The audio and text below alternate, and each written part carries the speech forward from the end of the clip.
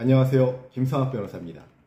저는 대한변호사협회 공식인증 제주형사전문변호사이자 제주지방법원 재판부별 국선변호사, 제주지방법원 논스톱 국선변호사를 역임하면서 수많은 형사사건의 변론을 성공적으로 수행해왔으며 현재 다수의 형사사건을 수임하여 변론하고 있습니다.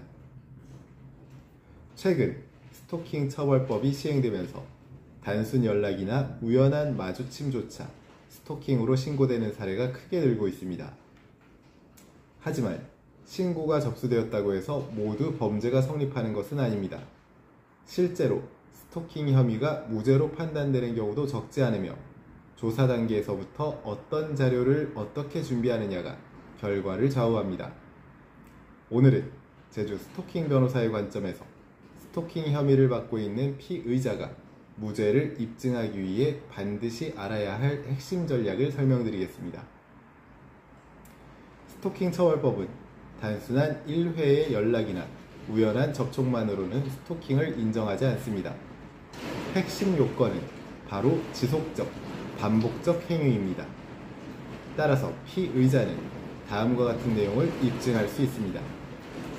연락 또는 방문이 단 1회 또는 극히 소수였다는 점, 우연한 만남이었지 의도적인 접근이 아니라는 점, 일상적 또는 사회적 맥락에서 자연스러운 행동이었다는 점 등을 입증할 필요가 있습니다. 예를 들어 같은 직장에서 근무하는 관계, 같은 동선에 사는 주민, 혹은 필연적으로 연락이 필요한 관계였다면 반복성이나 지속성을 인정하기 어렵습니다. 또한 스토킹은 상대방이 원하지 않는 행위를 했을 때 성립합니다. 따라서 다음과 같은 사정은 무죄 판단에 큰 도움이 됩니다.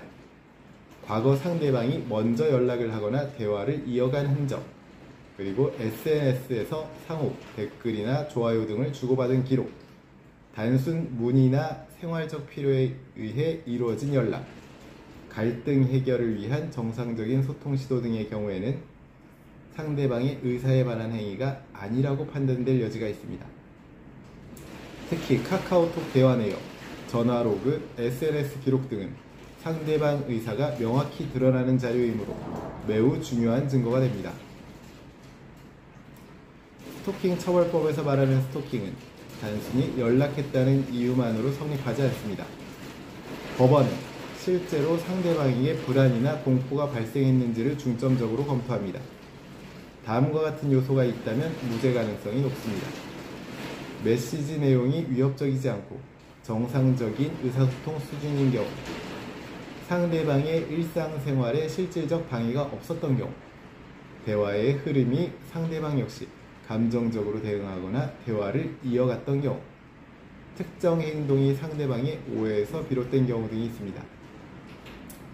실제 무죄 판결에서도 불안, 공포를 이야기할 정도는 아니다라는 이유가 자주 등장합니다.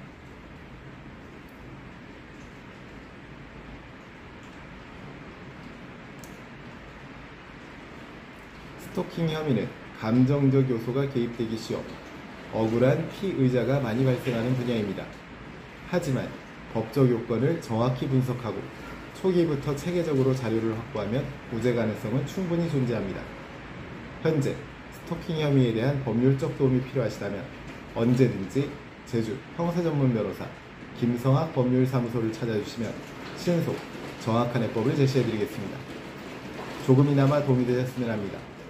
감히 최고라고 자부할 수는 없지만 여러분의 권리를 지키고 항상 최선의 결과로 만족을 드리는 제주 형사전문 김성학 변호사입니다. 감사합니다.